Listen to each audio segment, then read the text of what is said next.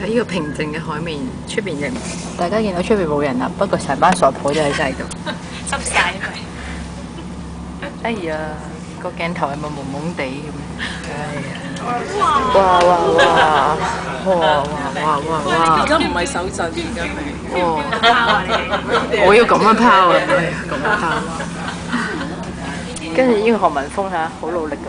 And there we go, just rounding Greenstone Point, just to the left there.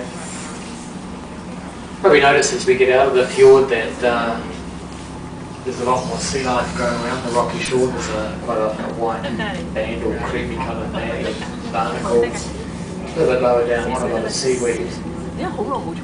Once we get out here, we kind of lose the effect of the freshwater layer, and we do get a lot of marine life growing on the rocky shore, whereas in the fjord, the fresh, sweet, brackish nature of the water, it actually kills a lot of marine life growing along the shore in the fjord.